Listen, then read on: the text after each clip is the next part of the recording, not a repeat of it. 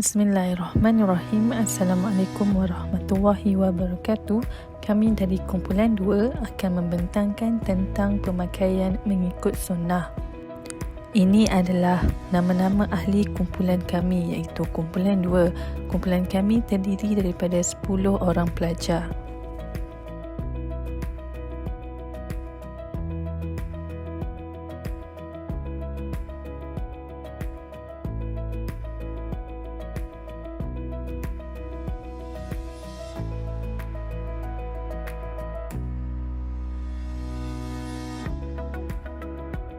Sebelum kami memulakan pembentangan kami tentang pemakaian mengikut sunnah, marilah sama-sama kita menyaksikan video pendek dari YouTube channel TV9 Malaysia Official yang bertajuk Sunnah Pakaian Rasulullah SAW. Assalamualaikum warahmatullahi wabarakatuh. Kami dari Wakil Kumpulan 2 akan membentangkan tentang pemakaian mengikut sunnah Rasulullah untuk subjek pengajian Islam UQI 10102. Berikut merupakan senarai nama ahli kami seramai 10 orang. Bagi memulakan pembentangan, saya akan membincangkan apa itu sunnah. Sunnah bermaksud peraturan dalam agama Islam yang berdasarkan perbuatan atau perkataan Nabi Muhammad SAW. Sunnah atau al-sunnah adalah salah satu dari wahyu Allah, di mana maksud dan isi kandungannya dilafazkan oleh baginda Rasulullah. Namun, sunnah kini makin dilupakan, malah tidak diketahui oleh anak-anak muda masa kini. Seterusnya, saya akan serahkan kepada rakan saya bagi meneruskan pembentangan. Assalamualaikum warahmatullahi wabarakatuh. Nama saya Siti Aisyah binti Philip yang memegang nombor matrik AB200031. Seterusnya, saya akan meneruskan pembentangan ini dengan objektif kajian. Dalam tugasan kami yang bertajuk pemakaian mengikut sunnah Rasulullah SAW, kami mempunyai 3 objektif. Dalam objektif yang pertama, kami akan mengkaji pakaian kegemaran Rasulullah SAW. Objektif kedua ialah mengenal pasti etika pemakaian menurut perspektif Islam. Dan objektif yang ketiga ialah mengaplikasikan cara pemakaian menurut sunnah Rasulullah SAW. Dalam objektif yang pertama, kami akan mengkaji pakaian kegemaran Rasulullah SAW seperti kamis, iaitu pakaian seperti kurta panjang hingga ke betis dan berlengan panjang hingga ke pergelangan tangan serta berkola. Objektif kajian kedua iaitu pemakaian menurut perspektif Islam. Dalam Islam, menutup aurat bagi lelaki dan perempuan amatlah penting kerana ia adalah perkara yang wajib kita patuhi sebagai umat Islam. Untuk objektif yang ketiga, kita sebagai umat Nabi Muhammad SAW, kita harus mengaplikasikan cara pemakaian mengikut sunnah baginda dalam kehidupan seharian kita, kerana jika kita melakukannya atau mengaplikasikannya, kita akan beroleh ganjaran pahala. Itu sahaja daripada saya akan menyerahkan pembentangan seterusnya dengan ahli kumpulan yang lain. Seterusnya, saya akan membentangkan pada bahagian dapatan kajian cara pemakaian sunnah Rasulullah. Kebiasaannya, Rasulullah berpakaian gamis, kitri, ibarah dan jubah hitam. Gamis, pakaian yang paling disukai oleh Rasulullah. Gamis beliau tidak berkancing atau kancing gamis beliau dari tali. Kitri Rasulullah akan memakai ketika baginda sedang sakit. Ibarah, pakaian berwarna merah dan disukai oleh Rasulullah. Dari Aun bin Abi Juhaifah, dari ayahnya, ia berkata, "Aku melihat Nabi Muhammad SAW memakai pakaian berwarna merah, seakan aku melihat kilatan kedua betisnya." Jubah hitam, kata Aisyah, di suatu pagi Rasulullah keluar memakai jubah dari buku berwarna hitam. Pakaian terbaik berwarna putih, dalam mana Rasulullah bersabda, "Pakailah oleh kalian pakaian berwarna putih, hendaknya orang yang masih hidup di antara kalian memakainya.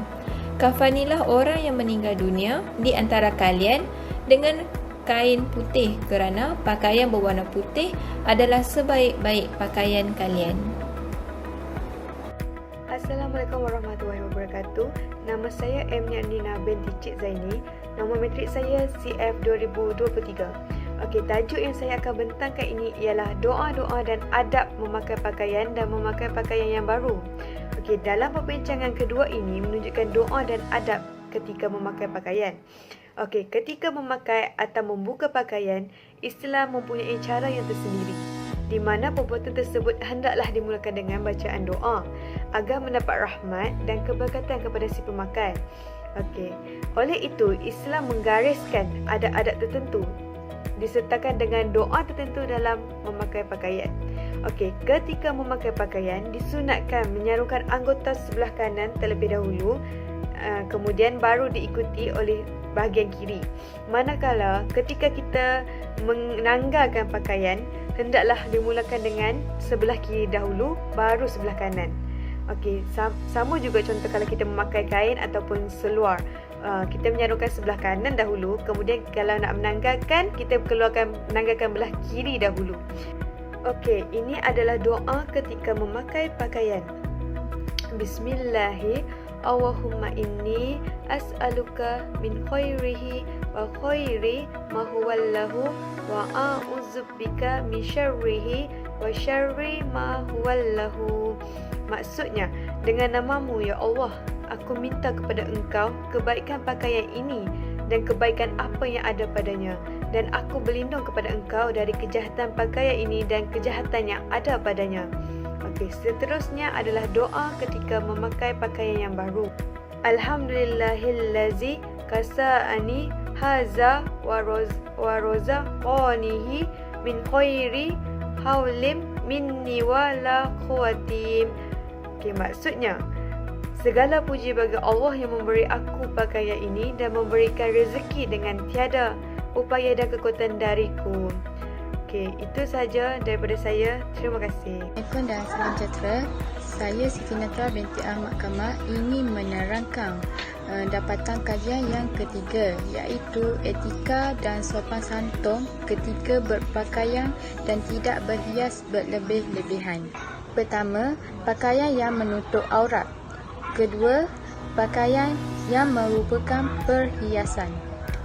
Contohnya, pakaian yang menutupi aurat ialah aurat wanita seluruh tubuhnya kecuali wajah dan telapak tangan, dan aurat lelaki menutup aurat di bawah lutut dan di atas pusat.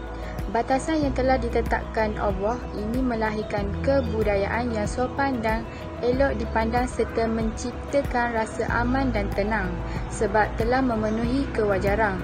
Berpakaian menutup aurat juga menjadi bahagian integral dalam menjalankan ibadah, terutama solat, haji dan umrah.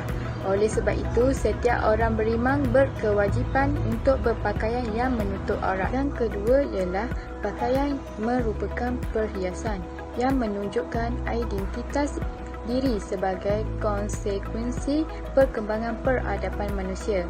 Hal ini bertujuan untuk menjaga diri sesuai dengan tuntutan perkembangan mood dan zaman. Dalam kaitan dengan pakaian sebagai perhiasan, maka setiap manusia memiliki kebebasan untuk mengekspresikan keinginan mengembangkan berbagai mood pakaian sesuai dengan fungsinya. Walaupun demikian, Allah memberikan batasan kebebasan itu dalam firman-Nya. Ayat Al-A'raf, wahai anak cucu Adam, sesungguhnya kami telah menyediakan pakaian untuk menutupi auratmu dan untuk perhiasanmu, tetapi pakaian takwa itu yang lebih baik. Demikianlah sebahagian tanda-tanda kekuasaan Allah, mudah-mudahan mereka ingat. Aurat secara bahasa bererti hal yang teruk untuk dilihat atau sesuatu yang memalukan bila dilihat. Menurut syarak, aurat adalah bahagian tubuh yang diharamkan Allah untuk diperlihatkan kepada orang lain. Allah tidak menyukai apapun yang berlebihan, termasuk berdandan bagi lelaki, boleh berdandan rapi, memakai wangi-wangian, pergi ke salon dan lain-lain, asal tidak berlebihan dan sifat lelakinya masih ada. Demikianlah dua bentuk utama pakaian dalam pandangan Islam. Mudah-mudahan dalam berpakaian kita boleh menyedari apa sebenarnya fungsi yang kita inginkan dari pakaian kita, sehingga kita termasuk hamba-hamba Allah yang mensyukuri nikmatnya dan terhindar dari sifat kufur terhadap kurniaannya. Sekian, terima kasih. Jadi, kesimpulannya, sebagai seorang insan tidak kira beragama Islam ataupun bukan, cara pemakaian yang sopan dan tertutup dapat menjauhkan diri daripada berlakunya perkara yang buruk ataupun perkara yang tidak diingini. Islam tidak menghalang umatnya untuk berfashion, asalkan pakaian tersebut bersih, menutup aurat, sopan dan sesuai dengan akhlak seorang Muslim. Umat Islam seharusnya menjadi contoh dan tauladan yang baik kepada manusia dengan memakai pakaian yang sesuai yang menurut syariat agama. Jadi kita seharusnya tutup aurat kita sebaik yang mungkin supaya tidak dipandang serong oleh mana-mana masyarakat. Kita juga sepatutnya mengikut cara berpakaian sunnah Rasulullah kerana Rasulullah SAW merupakan suri tauladan bagi kita semua, terutama umat Islam. Akhir kata, berpakaianlah dengan pakaian yang elok dan bersih, pakaian sedap mata memandang di khalayak ramai, pakaian menutup apa yang perlu ditutup. Hal ini kerana bagi mengelakkan diri daripada dipandang hina oleh masyarakat sekeliling. Malaysia merupakan sebuah negara yang dipenuhi dengan orang Muslim, jadi berpakaianlah seperti yang ditetapkan oleh syariat Islam. Sebelum mengakhiri pembentangan ini, saya ingin menyampaikan serangkap pantun. Anak hebat tidak lupa sarapan. Roti gandum diolesi selai. Terima kasih kami ucapkan sudah mendengarkan sampai selesai. Sekian, terima kasih.